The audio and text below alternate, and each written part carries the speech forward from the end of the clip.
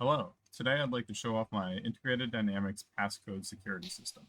As a quick demo, we have the keypad, which gets displayed over here on some supplementary crystal displays, although any display that reacts to redstone can be used here. Entering numbers will overwrite the currently inputted values, and we can use the red button to delete and go back. And when we've entered our code, we can press the blue button to enter. It will clear it no matter what. However, if you enter the correct code, which in this case will be code of this format, then we hear a little ding and it turns on.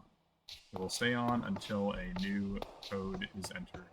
It will turn on. So if we take a look behind here, we have redstone readers on all of the buttons, a little display for the output, and then a set of writers for the output over here. So the way it works is we first have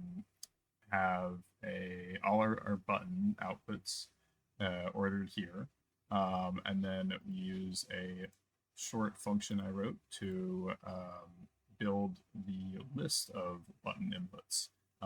This does it using the apply 3 to build a list of 3 and then concatenating them all together. So here you see we build it. And then the order we do is 1 to 9 and then 0 RB. So 0 is counted as 10 in this system. And then we have the full button list, which then gets passed into the code out function, which is currently only run by the main output source as a boolean. So that takes in all of the buttons and it does the main logic every tick.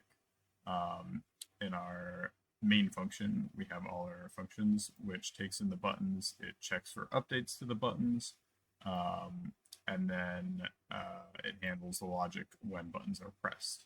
The logic includes building this code array that we have, which is tied to these outputs here.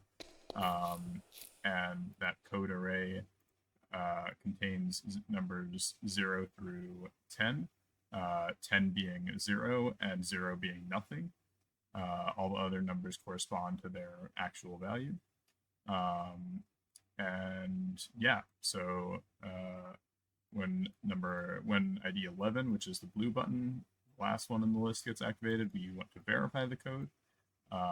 When 10 for delete, we would just remove or replace it with 0, the last element, and otherwise we just set the next open element to the number that's inputted.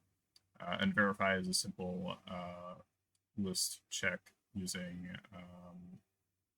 string casting and comparison.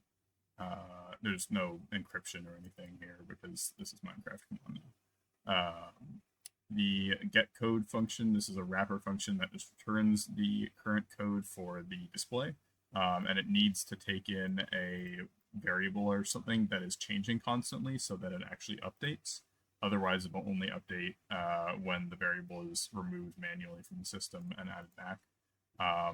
And so in our variable store, the get code function, I simply pass it the daytime from a world reader, and then that returns the code, which then I access using the integers 0 through 6 for the list, and then those are just passed straight onto here as a integer output. So yeah, hope you like that, my little keypad system.